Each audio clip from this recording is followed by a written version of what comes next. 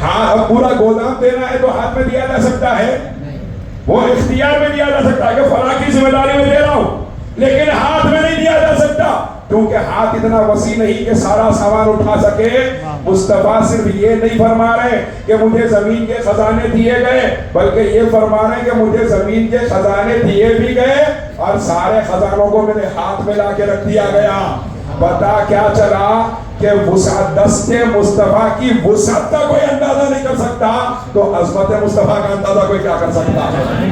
یہ میرے آقا کی خصوصیت ہے کہ سارے خزانے میرے آقا کے ہاتھ میں ہیں، بلکہ سرکار تو سرکار ہیں، ہم تو خانقاہ والے لوگ ہیں۔ حضور غوث الثقلین ارشاد فرماتے ہیں نظرت الی بلاد اللہ جمعا کخردلۃ علی حکم اتصالی، میں اللہ کے سارے شہروں کو ایسے ہی دیکھ سکتا ہوں جس طرح ہتھیلی میں رائی کا دانہ دیکھا جاتا ہے۔ جب غوث اعظم کے دیکھنے کا یہ عالم ہے تو رسول اعظم کے دیکھنے کا عالم کیا ہوگا؟ حضرات گرامی آپ اندازہ کیجئے کہ کیسی شان اور کیسی خصوصیات اللہ نے محبوب کو عطا فرمائی۔ زمین میں پورا اختیار، زمین کے خزانے مصطفیٰ کے ہاتھ میں، اور آگے اور بڑھیے آسمان۔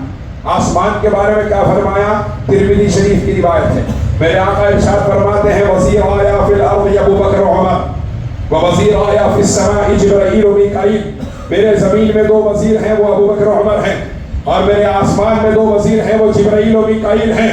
دیکھیے یہاں یہ حدیث پاک آپ نے سن لی، اب مثال دے رہا ہوں، بات آپ کو سمجھ لیں گے انشاءاللہ۔ ہندوستان میں جتنے منسٹر ہیں وہ وزیر ہے نا، منسٹر کہتے ہیں وزیر کو، وزیر کہتے ہیں منسٹر کو۔ ہندوستان میں جتنے وزیر ہیں وہ یہاں کی حکومت کے ہے کہ چائنا کی حکومت کے؟ کہاں کی حکومت کے؟ وہاں کے تو نہیں ہے نا، سامان چائنا کا آ رہا بات اور ہے، لیکن منسٹر تو یہی کے ہے نا۔ امریکہ والے اگر کہیں کہ ہندوستان کے پورے وزیر جتنے ہیں ہمارے وزیر ہیں تو ہندوستان والے مانیں گے، اور اگر چائنا والے کہیں کہ امریکہ کے سارے وزیر ہمارے وزیر ہیں تو کیا امریکہ والے مانیں گے؟ لیکن کیوں نہیں مانیں گے؟ وجہ یہ ہے کہ نہیں مانا اس لیے جائے گا کہ جہاں تک حکومت کی حد ہوتی ہے وزیر وہیں تک ہوتا ہے، وزیر وہیں پر ہوتا ہے جہاں حکومت کی حد ہوتی ہے، اور جہاں حکومت کی حد ختم ہو جاتی ہے وہاں وزیر نہیں ہوتا۔ اور مصطفیٰ فرما رہے ہیں میرے زمین میں دو وزیر ہیں اور آسمان میں دو وزیر ہیں۔ پتا کیا چلا؟ مصطفیٰ بتا رہے ہیں یہ میری خصوصیت ہے کہ میری حکومت صرف زمین کی حد تک محدود رہی، بلکہ آسمانوں پر بھی مصطفیٰ کی حکومت کا سکہ چلا کرتا، بلکہ عرش پہ اختیار ہے مصطفیٰ کا، عرش پہ اختیار ہے۔ یہ کیسے ہے یہ بھی سن لیجیے، یہ بھی حضور کی خصوصیت ہے کہ جہاں کوئی نہ جا سکا وہاں تشریف بھی لے گئے ہیں اور اپنا اختیار بھی ظاہر فرمایا ہے، یہ بھی حضور کی خصوصیت ہے۔ شب معراج میں عرش پہ تشریف لے جانا خصوصیت مصطفیٰ ہے۔ اتنی خصوصیات بیان کرو، ان کی حیات کا تو ایک ایک لمحہ ہی خصائص میں شامل ہو جاتا ہے، بلکہ ان کا تشریف لانا ہی خصائص میں شامل ہے کہ وہ نور مطلق جو ساری کائنات میں پیدا ہوا تھا، اس نور مطلق کا ایک جسم میں جمع ہو جانا، اس سے بڑھ کے خصوصیت کیا ہو سکتی ہے؟ ان کی آدمیت خود ایک اعجاز مسلسل ہے کہ وہ اولاد آدم میں تشریف لے آئے۔ اب آپ اندازہ کیجئے کہ میرے آقا صلی اللہ علیہ وسلم جب معراج عرش الہی میں تشریف لے گئے، اور تشریف لے جانے کے بعد میرے سرکار سے اللہ تبارک و تعالیٰ کی جو گفتگو ہوئی وہ گفتگو ہوئی، عرش پہ تشریف لے گئے، اللہ نے قریب کیا، فکان قاب قوسین او ادنی ثم دنا فتدلی فکان قاب قوسین او ادنی کی منزلوں میں پہنچا دیا۔ اپنے اور اپنے حبیب کے درمیان کوئی فاصلہ نہ رکھا، اپنے اور اپنے حبیب کے درمیان میں کوئی پردہ نہ رکھا، تاکہ دنیا کو پتہ چل جائے کہ پردہ محبوب سے نہیں کیا جاتا، غیروں سے پردہ کیا جاتا ہے۔ اور سارے پردے اٹھا دیے گئے، محبوب کو جلوہ دکھا دیا گیا، محبوب سے گفتگو فرما دی گئی، محبوب کو جو بتانا تھا بتا دیا گیا۔ اس کے بعد میں محبوب کو نمازوں کا تحفہ دیا گیا، محبوب تشریف لے آئے، اور تشریف لائے تو موسیٰ علیہ السلام نے ملاقات کر کے عرض کیا یا رسول اللہ 50 نمازیں بہت ہیں، آپ کی امت نہیں پڑھے گی، آپ کی امت نہیں پڑھے گی۔ پڑھ رہے ہیں نماز کے بھی 3 قسم ہیں، ایک ہے رمضانی مسلمان، چاند دیکھتے ہی نمازی ہو جاتا رمضان کا، شوال کا چاند دیکھتے ہی نماز چھوڑ دیتا۔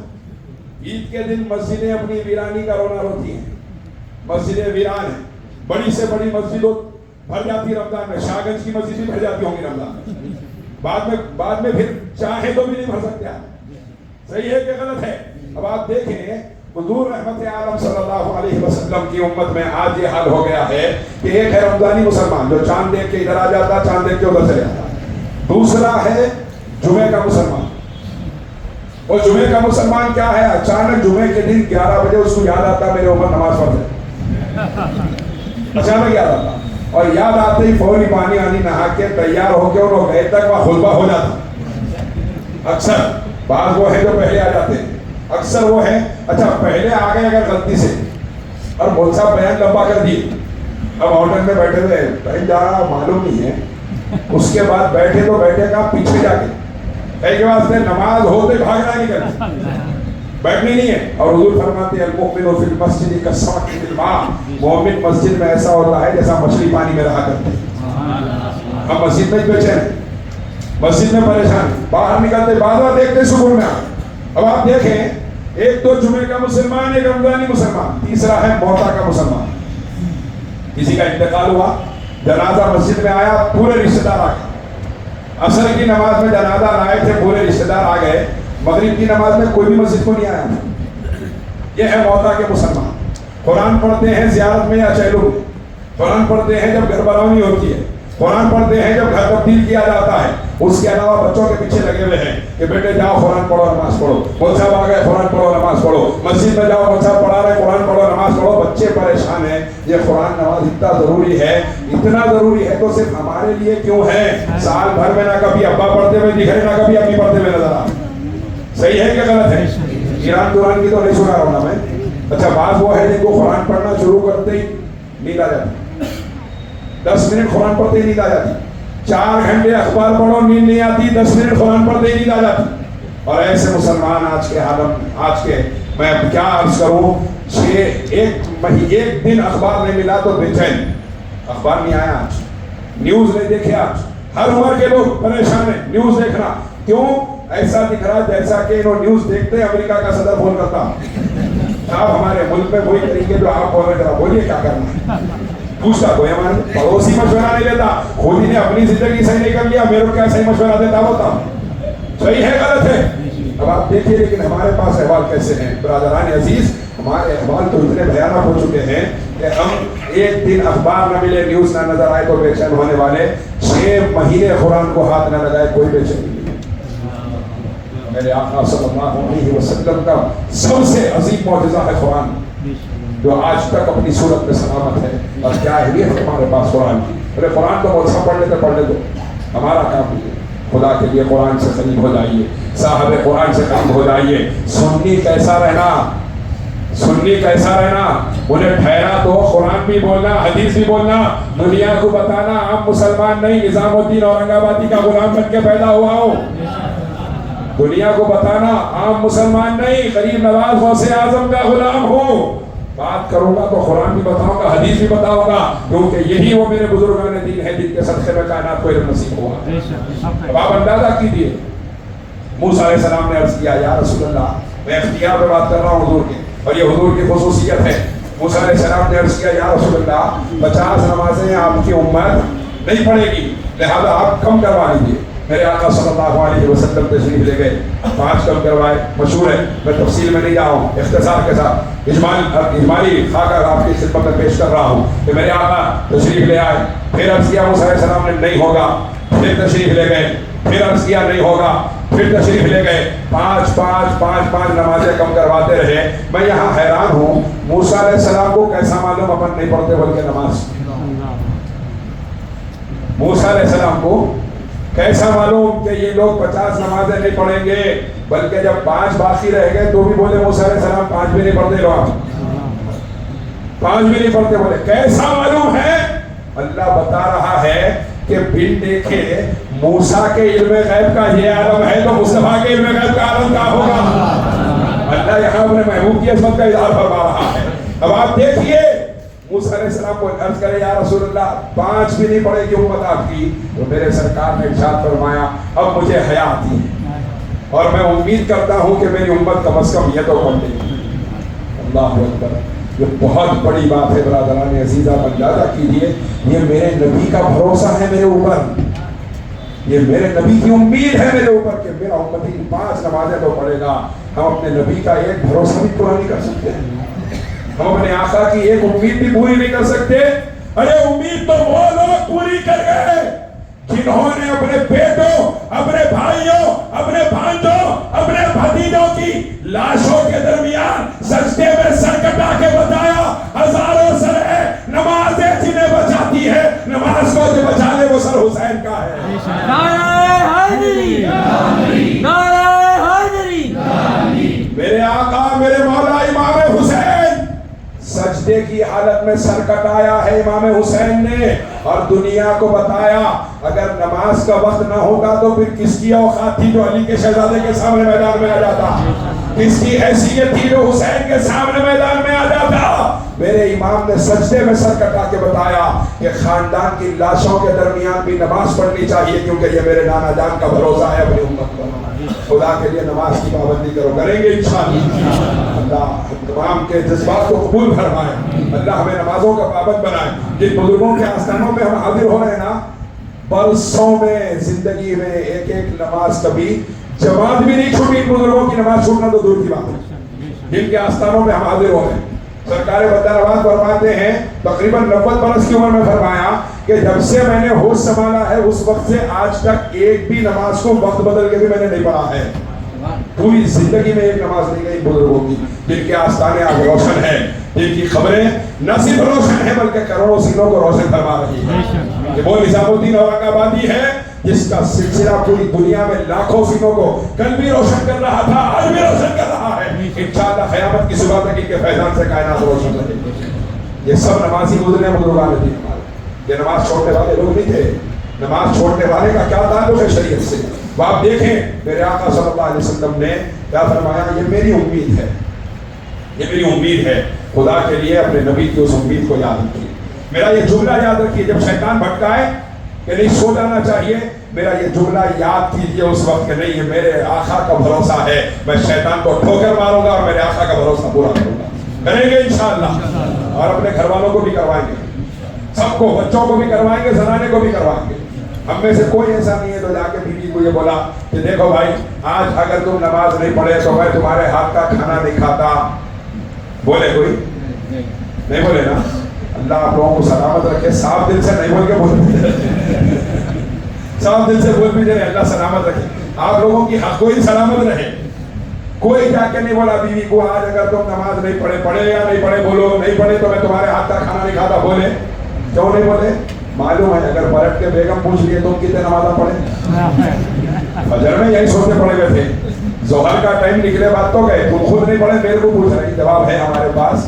خدا کے لیے جب شیطان بھٹکائے اس کو بتائیے میں تیری کوئی اوقات میرے سامنے نہیں، میرے نبی کا بھروسہ میں پورا کر کے رہوں گا، میرے نبی کی امید پہ میں قائم ہو کے رہوں گا۔ اب آپ دیکھیں سرکار 9 مرتبہ تشریف لے گئے، 5 نمازیں واپس کم کرواتے گئے، واپس تشریف لاتے گئے۔ میں اس عنوان کی طرف آ رہا ہوں کہ میرے مصطفیٰ کی خصوصیت یہ ہے کہ زمین پر بھی مصطفیٰ کا اختیار، آسمانوں پر بھی مصطفیٰ کا اختیار، عرش پر مصطفیٰ کا اختیار کیسا ہے کہ اللہ نے ایک مرتبہ معراج میں بلایا تھا اور 9 مرتبہ مصطفیٰ اپنی مرضی سے تشریف لے جا رہے ہیں اور دنیا کو بتا رہے ہیں یہ خصوصیت تنہا آمنہ کے لال کی ہے کہ عرش الہی پر بھی ان کا اختیار چل رہا ہے۔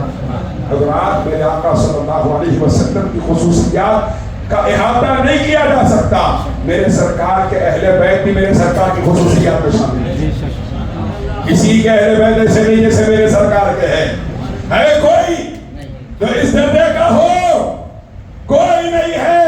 میرے مصطفیٰ کی شہزادی کی عظمت میرے مصطفیٰ کی خصوصیات میں شامل ہے کہ میدان محشر میں جب لوگ اپنے ماں باپ سے دوڑ رہے ہوں گے، اولاد ماں باپ سے بھاگے گی اور ماں باپ اولاد سے دوڑ رہے ہوں گے، کوئی رشتہ کسی کو پہچان نہیں رہا ہوگا، مائیں بیٹوں کو پہچاننے سے انکار کر رہی ہوگی اور بیٹیاں اپنے باپ کو پہچاننے سے انکار کر رہی ہوگی۔ اس وقت اعلان ہوگا یا اہل محشر نکسوا رؤوسکم حتی تمر فاطمہ بنت محمد کہ اے محشر والو اپنی نظروں کو نیچے کر لو، فاطمہ الزہرا کی سواری گزر رہی ہے، سلام اللہ علیہ یہ خاندان اہل بیت کی عظمت بھی مصطفیٰ کی خصوصیات میں شامل ہے کوئی جس کی شہزادی جنت کی عورتوں کی سردار ہے؟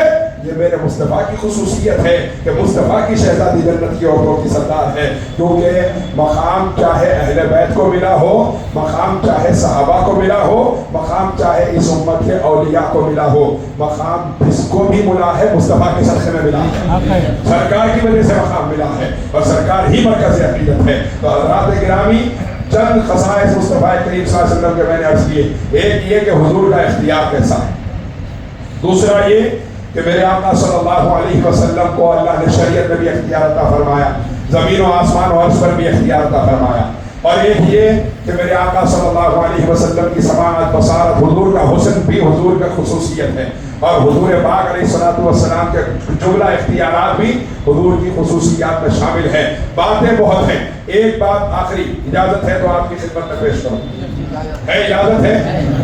اجازت ہے؟ 5-10 منٹ۔ اب آپ سنیں، میرے سرکار کا کردار بھی میرے سرکار کی خصوصیت ہے، میرے سرکار کے اخلاق بھی میرے سرکار کی خصوصیت ہے۔ کوئی بتا سکتا ہے ایسا کردار جو رحمت للعالمین کہلائے؟ کوئی بتا سکتا ہے ایسے اخلاق کہ اپنے دشمنوں پر اس طرح مہربان ہو جائے کہ وہ جو پھول راستے میں بچھائے اس پر بھی کرم فرماتے ہیں، جو راستے میں کانٹے بچھائے اس پہ بھی کرم فرماتے ہیں، جو پھول برسائے اس پہ بھی کرم فرماتے ہیں، جو اوپر سے کچرا ڈالے اس پہ بھی کرم فرماتے ہیں؟ کون ہے جو میرے مصطفیٰ کے کرم سے باہر ہے؟ حضرت کامل سلطانی رحمۃ اللہ علیہ نے فرمایا تھا کہ انبیاء نے تک لیا ہے کام ان کے نام سے، انبیاء نے تک لیا ہے کام ان کے نام سے، کس کے سر احسان نہیں کامل میرے سرکار کا؟ کون ہے جس کے سر پہ میرے مصطفیٰ کا احسان نہیں ہے؟ میرے مصطفیٰ نے تو اپنے برائے سب پہ کرم فرمایا ہے۔ ایک واقعہ آپ حضرات کی خدمت میں پیش کر کے اپنی بات کو ختم کر رہا ہوں۔ میرے آقا صلی اللہ علیہ وسلم نے جب مکہ فتح فرمایا تو اعلان فرمایا، میرے آقا نے کیا اعلان فرمایا کہ جو اپنے اپنے گھر میں داخل ہو جائے اسے امان، جو حرم کعبہ میں داخل ہو جائے اسے امان، جس نے جنگ کا ارادہ نہ کیا اسے امان، سب کے لیے امان کا، امان مطلق امان کا اعلان ہو گیا۔ لیکن چند لوگ تھے جن کے نام لیے گئے، اس میں ایک نام ہے وحشی۔ یہ وہ شخص ہے جس نے میرے آقا صلی اللہ علیہ وسلم کے چہیتے چچا سیدنا امیر حمزہ رضی اللہ عنہ کو شہید کیا تھا، اور وہ چہیتے چچا، جس چہیتے چچا کی کئی مرتبہ میرے آقا نے نماز جنازہ پڑھائی ہے، آپ کی چشمان مبارک نم تھی، بے چین ہو کے تڑپ گئے میرے آقا اپنے چچا کا جنازہ دیکھ کے، اور زمین و آسمان کی نگاہوں نے ایسا منظر شاید اس سے پہلے نہیں دیکھا ہوگا کہ ان کا جگر کاٹ کے کلیجہ کچا چبایا گیا، شاید ہی نہیں دیکھا گیا۔ دشمنی کا ایسا رنگ نہ پہلے دکھا ہوگا نہ بعد میں نظر آیا، کلیجہ کچا چبایا گیا، اور انگلیوں کے اور آنکھ اور کان اور ناک کو کاٹ کے ہار بنا کے گلے میں پہنا گیا۔ میرے سرکار کے چچا کے ساتھ ظلم ہوا، میرے آقا صلی اللہ علیہ وسلم کے اس چچا کا خاطر وحشی، حضور نے فرمایا وہ جہاں نظر آ جائے اسے قتل کر دیا جائے۔ اب وحشی کو صحابہ ڈھونڈتے پھر کہ وحشی جہاں نظر آئے میں قتل کروں گا، میرے سرکار کے چچا کا قاتل ہے۔ اب وحشی کو صحابہ ڈھونڈ رہے اور ڈھونڈتے ڈھونڈتے ڈھونڈتے ڈھونڈتے وحشی کا عالم کیا ہے کہ اب پتہ چل گیا کہ اب گھٹوں گا تو پھر ٹکڑے ہو جائیں گے، کیونکہ اب یہ ایک دو لوگ ساتھ نہیں آئے، 10,000 صحابہ کا لشکر جرار ساتھ آیا، اور مکہ پورا ان کے کنٹرول میں آ چکا ہے۔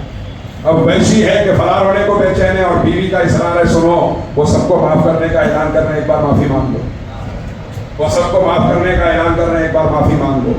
ایک بار، دو بار، تین بار جب بیوی نے اصرار کیا تو وحشی نے اپنے چہرے پہ نقاب لگایا اور گھوڑا دوڑاتے ہوئے حضور کی بارگاہ میں آ کے عرض کیا، جیسے ہی نقاب ہٹایا سرکار فاروق اعظم نے تلوار نکالی، یا رسول اللہ اجازت دیجیے سر قلم کرو اس کا۔ حضور نے ارشاد فرمایا ٹھہرو عمر، پتہ تو چلے آیا کس لیے، پتہ تو چلے آیا کس لیے۔ کیا رحمت للعالمین کی شان ہے، میرے ماں باپ قربان میرے سرکار کے اخلاق و کردار پر۔ میرے آقا نے کیا فرمایا، پتہ تو چلے آیا کس لیے ہے۔ وحشی نے پوچھا یا رسول اللہ کیا مجھے بھی معاف کیا جا سکتا ہے، میں آپ کے چچا کا قاتل ہوں۔ میرے آقا نے ایک لمحہ انتظار کیے بغیر فرمایا وحشی کلمہ پڑھ لے ابھی معاف کر دیا جائے گا، کلمہ پڑھ لے ابھی معاف کر دیا جائے گا۔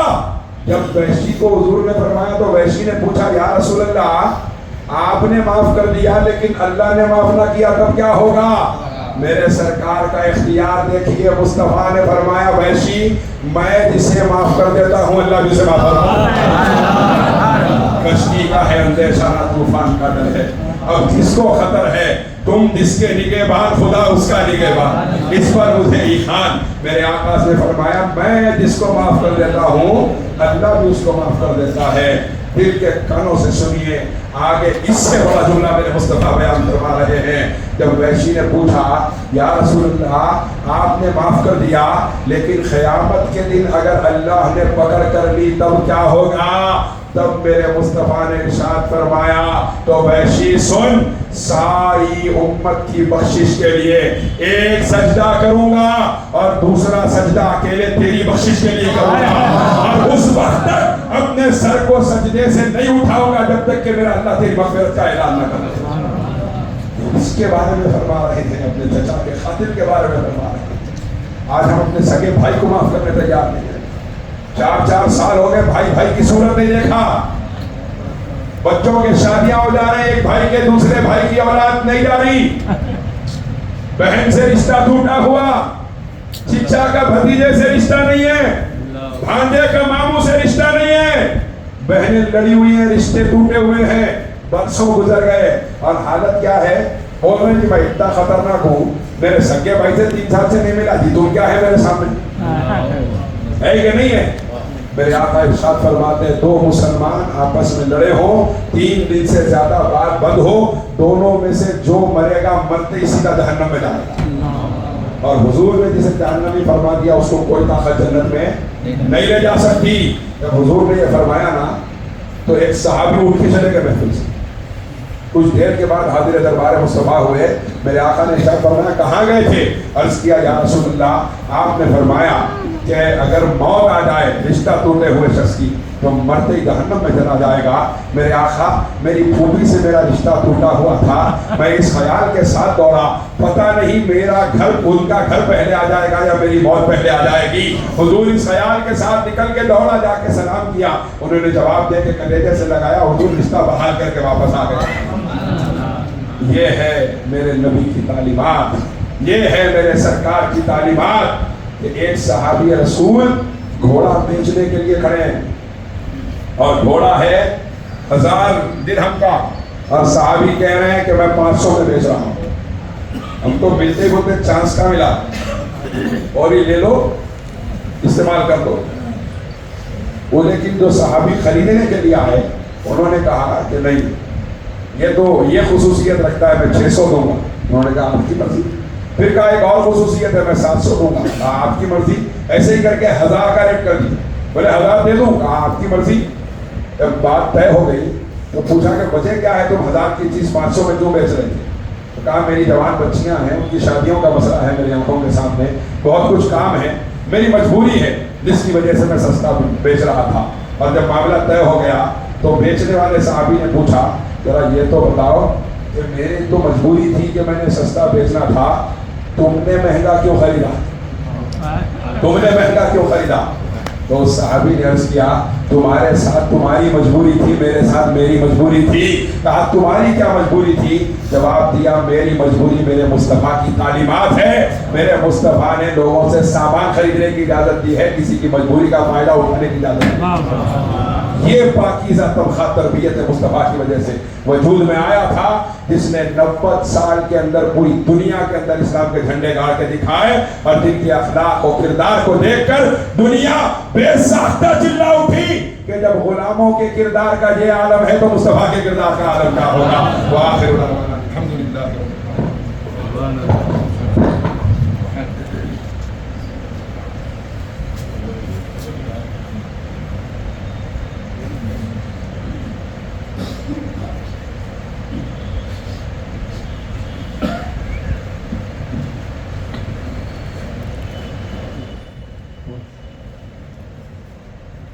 اس مجلس کے روح روان محترم المقام جناب سید محبوب العارفین صاحب سے میں ملتمس ہوں کہ مختصراً اپنے کتاب سے نوازیں، لوگ آپ کو بہت سننا چاہتے ہیں۔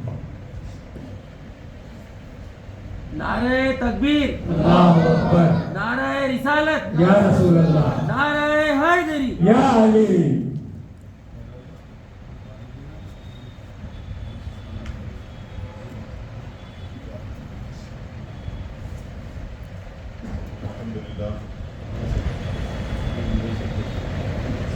الحمدللہ رب العالمین والصلاة والسلام علی سید الانبیاء والمرسلین وعلی آلہ الطیبین الطاہرین وصحبہ اجمعین اما بعد۔ اعوذ باللہ من الشیطان الرجیم، بسم اللہ الرحمن الرحیم۔ ان اللہ وملائکتہ یصلون علی النبی یا ایھا الذین آمنوا صلوا علیہ وسلموا تسلیما۔ اللهم صل وسلم على سيدنا ومولانا محمد وعلى آل سيدنا ومولانا محمد كما تحب وترضى بحمد سيدنا صلی اللہ علیہ وآلہ وسلم۔ بسم اللہ الرحمن الرحیم۔ محترم و مکرم، آج کے ہمارے مقرر خصوصی نبی رائے سرکار بندہ نواز رحمۃ اللہ علیہ مولانا حافظ سید شاہ کلیم اللہ حسینی کاشف بادشاہ صاحب، جانشین و سجادہ نشین بارگاہ وزرینی شریف، و ہمارے مہمان خاص آج کے شجاع الدین شاہد فریدی صاحب حیدرآباد سے تشریف لائے ہیں،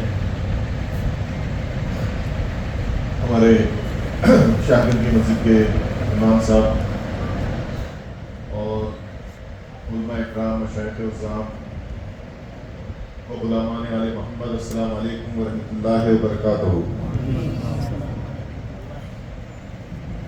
مجھے خطاب کے لیے تو وقت اجازت نہیں دیتا کیونکہ وقت زیادہ ہو گیا ہے، میں دو باتیں کر کے اپنی بات کو یہیں سمیٹ لوں گا کہ یہ مجلس، یہ محفل جو سجائی گئی ہے تحریک محبان اہل بیت فاؤنڈیشن کے زیر اہتمام 1500 سالہ جشن عید میلاد النبی صلی اللہ علیہ وآلہ وسلم کی خوشی میں، اور اس کا عنوان تھا خصائص مصطفیٰ صلی اللہ علیہ وآلہ وسلم۔ الحمدللہ سے ابھی ہم نے مولانا کاشف بادشاہ صاحب سے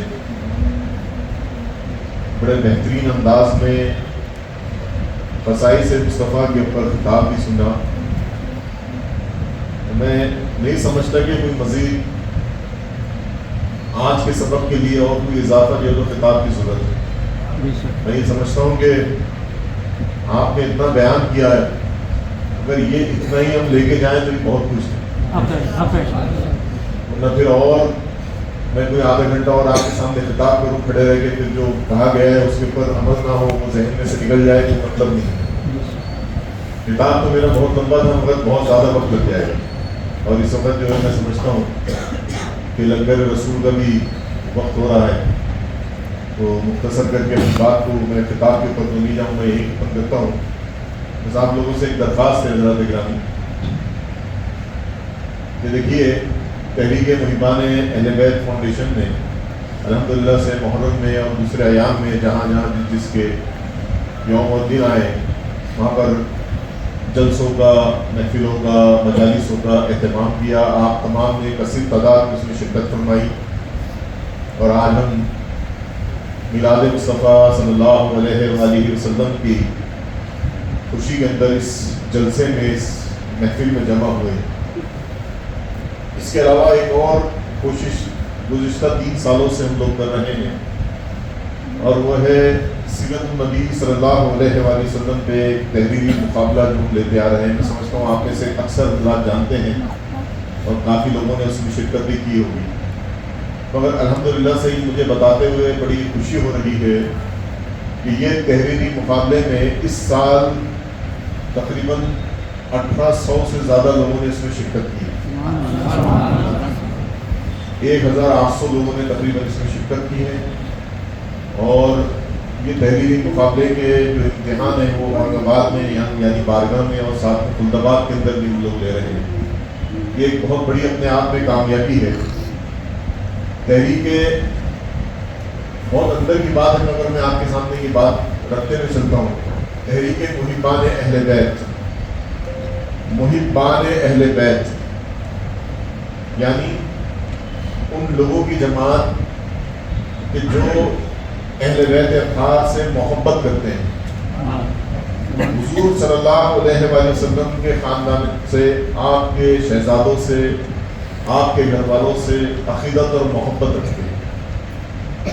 محبان اہل بیت کی ایک جماعت. یہ نام ایک ایسا نام ہے حضرات، آج کل آپ جانتے ہیں کہ جہاں اہل بیت کا نام یا ذکر آ جاتا ہے آج کل تو اس طرف انگلیاں اٹھنا شروع ہو جاتی ہیں، اور اس شخص کو، اس تنظیم کو، اس جماعت کو، ان مشائخین کو دبانے کی کوشش کی جاتی ہے. بھئی یہ کیوں نام لے کے آ رہے ہیں؟ اور پھر مرد مقابل صحابہ اکرام کو لا کے کھڑا کیا جاتا ہے کہ آپ ان کا ذکر کیوں نہیں کیا. حالانکہ ہمارے پاس الحمدللہ سے بھی آپ نے خطاب سنا کہ جہاں ذکر اہل بیت تھا ذکر مصطفیٰ کے ساتھ، وہیں ذکر صحابہ اکرام بھی تھا، وہیں خلفائے راشدین کا بھی ذکر تھا. تو یہ تو ایسا پوری خانقاہ اور بارگاہوں میں آپ کو یہ معمول نہیں دکھے گا کہ کہیں ایسی کوئی کوتاہی ہوتی ہو، مگر ذکر اہل بیت اور ان کا ذکر جو ہے وہ اتنا عظیم اور اتنا بلندر ہے حضرات اکرامی کہ صحابہ اکرام بھی خود ان کا ذکر کرتے تھے، ان سے محبت رکھتے تھے، اور یہ ایمان کی عین نشانی ہے. اب اس تحریک کا نام جو میں نے تحریک محبان اہل بیت جو رکھا ہے، اس کا مقصد یہی ہے کہ جو اہل بیت اطہار سے واقف نہیں ہے، اس نام سے، کے ذکر سے واقف نہیں ہے، جو مجالس میں، محفلوں میں، جلسوں میں آنا پسند نہیں کرتے، کم سے کم ان کے کان تک اس تحریک کا نام پہنچے. خالی جب کسی انسان کے کانوں پہ یہ بات پہنچتی ہے نا تو وہ پھر اس کی تحقیق کرنا شروع کر دیتا ہے. جیسے میں کئی جگہوں پہ گیا تو میں نے یہ دیکھا کہ میں نے جب پریزنٹیشن کیا کہ سیرت النبی صلی اللہ علیہ وآلہ وسلم پہ ایک تحریری مقابلہ دیا جا رہا ہے، تو لوگوں نے دیکھا، انہوں نے کہا کہ اچھا تحریک محبان اہل بیت، بڑے بڑے پڑھے لکھے لوگ تھے دنیاوی اعتبار سے، مجھ سے پلٹ کے پوچھنے لگے کہ اہل بیت کیا ہے.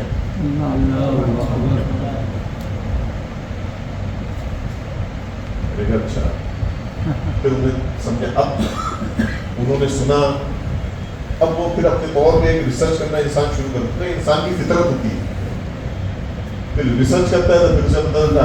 دقت یہ ہے حضرات کہ ہمارے پاس علماء اکرام نے مطلب ان کی طرف سے غلطی کہی ہے آپ، یا پھر کنجوسی کی ہے کہ ذکر اہل بیت کو کہیں نہ کہیں دبا دیا ہے، نہ ان کا ذکر کرتے ہیں نہ ان کے بارے میں بتاتے ہیں. ہاں یہ بات ضرور ہے کہ خانقاہوں میں اور بارگاہوں میں جو ہے کثرت سے ذکر ہوتا ہے اور پہلے سے ہوتا آ رہا تھا. جہاں آج ان کا ذکر کرنا آپ نے کم کر دیا، وہاں دیکھیے آج تعداد میں زیادہ ہونے کے باوجود بھی کہیں نہ کہیں جو ہے تو ہر جگہ ہم لوگ دب رہے ہیں، کیونکہ ہمارے اندر سے مولا کی شجاعت کم ہو گئی، کیونکہ ان سے محبت کم ہو گئی، ان سے دوری ہو گئی، تو خود بخود ہی ہمارے اندر سے وہ طاقت چلی گئی. طاقت کیسے آتی تھی؟ طاقت آتی تھی نعرہ حیدری سے. جب ذکر مولائے کائنات ہوتا تھا اور علی کا نعرہ لگتا تھا تو خود بخود ہی جسم کے اندر ایک طاقت، خون میں ایک جوش آ جاتا. آج اس ذکر کو ہم نے کسی اور فرقے کی طرف دھکیل دیا. ہم نے یہ سمجھ لیا کہ یہ ذکر کرنا یہ ان کی ذمہ داری ہے، ہمارا کام نہیں. ہم کیا کریں گے؟ ہم جو ہے تو بس ہم صحابہ کی بات کریں گے یا پھر ہمارے پیروں کی بات کریں گے، ہمارے پیروں کا ذکر کریں گے، پیران الزام کے ان کے جو ہے تو کرامتیں سنائیں گے اور ان کے ذکر کی بات کریں گے. جبکہ حقیقت یہ ہے حضرات گرامی، اگر ہم ہمارے بزرگان دین کی کتابیں اٹھا کے دیکھیں، اس کی تحقیق کریں، چاہے سے غریب نواز سے لے کے غوث اعظم تک تحقیق کریں، تو ہمیں یہ پتہ چلے گا کہ انہیں جو کچھ بھی ملا ہے وہ انہی کے در سے ملا ہے. غوث اعظم سے لے کے یا پھر آپ اور اوپر چلے جائیں، حضرت حسن بصری سے لے کے میں کہتا ہوں کہ قیامت تک آنے والے جتنے ولی ہیں، تمام سلسلے کے پیران الزام ہیں، چاہے سے سلسلہ قادریہ ہو، چشتیہ ہو، نقشبندیہ ہو یا سہروردیہ ہو، یہ چاروں سلسلے بڑے مقبول ہیں اور انہی سے تمام شاخیں نکلی ہیں. اور یہ سمندر جو ہے ولایت کا انہی سے سب طرف پھیلا ہے. اگر ہم ان تمام کی لاکھوں کروڑوں کی تعداد میں ان کی ولایت کو جمع کر لیں تو وہ مولا کائنات کی برابری نہیں کر سکتے, کیونکہ وہ باب العلم بھی ہے اور وہ ولایت کا وہ دروازہ ہے جہاں سے جن کے ڈیوٹیوں کے صدقے میں تمام کو غوثیت, قطبیت, ابدالیت, ولایت عطا ہوئی, مگر ان کا ذکر نہیں ہوتا. جب میں نے یہ چیز دیکھی حضرات گرامی تو میں نے یہ بس یہ بابا نظام کی طرف سے تھا کہ یہ ایک خانقاہ اور ایک بارگاہ ایسی ہونی چاہیے کہ جہاں پر سب کا ذکر ہونا چاہیے, ذکر اہل بیت بھی ہونا چاہیے, ذکر صحابہ بھی ہونا چاہیے, تمام پیران الزام کے بھی ذکر ہونے چاہیے, ان کے دن بھی منائے جانے چاہیے. الحمدللہ سے آپ لوگوں کے ساتھ ہونے کی وجہ سے, آپ کی محبتوں کی وجہ سے آپ اتنی کثیر تعداد میں ان جلسوں میں, ان مجالس میں, ان محفلوں میں شرکت کرتے ہیں, جمع ہوتے ہیں. میں جانتا ہوں کہ بڑی تعداد میں روکنے کی کوشش کی جاتی ہے کہ نہ جایا جائے, گمراہ کرنے کی کوشش کی جاتی ہے, مگر الحمدللہ سے کہ آپ کی محبت ہے مجھ سے نہیں, بابا نظام سے. کہ آپ لوگ جانتے ہیں کہ یہ در جو ہے تو نظام الدین اولیاء اورنگ آبادی رحمۃ اللہ علیہ کا در ہے اور یہ قطب دکن ہے. یہاں پر کوئی ایسی ویسی تعلیم دی ہی نہیں جا سکتی, یہاں پر وہی تعلیم ہوتی ہے جو بزرگان دین کی تعلیم ہے, ہمارے پیران الزام کی جو تعلیم چلی آ رہی ہے. الحمدللہ سے میں پھر سے آپ تمام لوگوں کا شکریہ ادا کرتا ہوں اور آپ تمام کو مبارکباد پیش کرتا ہوں سرکار مولانا صلی اللہ علیہ وآلہ وسلم کے جشن عید میلاد النبی صلی اللہ علیہ وآلہ وسلم کے لیے, اور ساتھ و ساتھ جمعے کے دن عصر کی نماز کے بعد سے عشاء تک یہاں پر زیارت کا سلسلہ رہے گا, جس میں بہت سارے تبرکات ہیں, جیسے کہ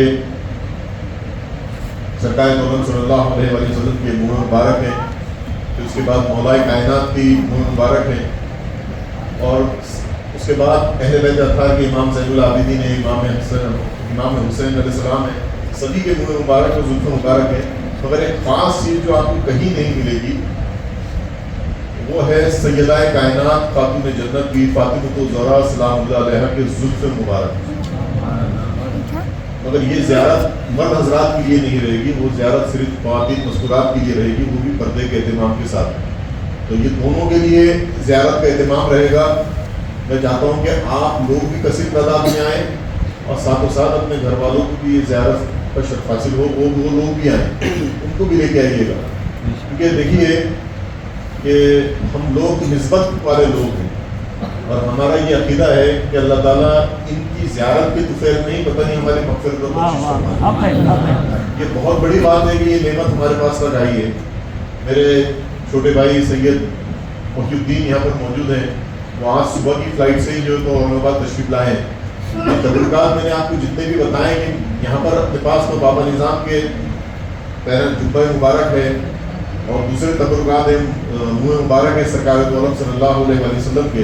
باقی کے جو میں تبرکات بتا رہا ہوں کہ جے پور سے خاص طور سے فلائٹ سے میں پچھلے 3-4 سال سے منگا رہا ہوں تاکہ آپ لوگ زیارت کر سکیں. پھر اس کے بعد یہ تو واپس جہاں نہیں چلے جائیں, اگلے سال پھر ممکن ہو آ سکے نہیں آ سکے, کیا حالات رہتے ہیں اللہ بہتر جانتا ہے. مگر آج موقع ہے, آج آپ کے پاس میں الحمدللہ سے میں تو چاہتا ہوں آپ اور اپنے گھر والوں کو جو بھی دوست احباب ہیں ان تک کے بھی اطلاع پہنچائیں کہ وہ لوگ بھی زیارت کے لیے آئیں. خاص طور سے سیدہ کائنات کے زلف مبارک میں نے کبھی نہیں سنا کہ کسی جگہ پہ موجود ہے الحمدللہ سے. تو اور بھی بہت سارے تبرکات ہیں جو زیارت کے لیے رکھے جائیں گے. اور اس کے بعد میں اتوار کے دن سیرت النبی صلی اللہ علیہ وآلہ وسلم پہ تحریری مقابلہ ہے. صبح 10 بجے سے مرد حضرات کے لیے رہے گا اور پھر دوپہر 2 بجے سے خواتین کے لیے مستورات کے لیے جو تو ایگزام کا سلسلہ شروع ہوگا. جن لوگوں نے رجسٹریشن کرایا ہے یا کروایا ہے اپنے بچوں کا وہ ضرور جو ہے تو اس میں آ کے اپنے پیپر دیں. کافی اس میں انعامات وغیرہ ہیں, مگر مقصد اصل میں انعامات حاصل کرنے کا نہیں ہے, بس حضور کے لگے جتنا ہمارے علم میں اضافہ ہوگا اتنی انسیت اور محبت بڑھے گی اور ان کا قرب حاصل ہوگا. تو بس اسی مقصد کے تحت جو تو یہ ایگزام رکھا گیا ہے. میں آپ تمام حضرات سے گزارش کروں گا کہ ان آگے آنے والے دونوں پروگرامس میں بھی ضرور شرکت کرنا ہے. السلام کے لیے کھڑے ہوئے.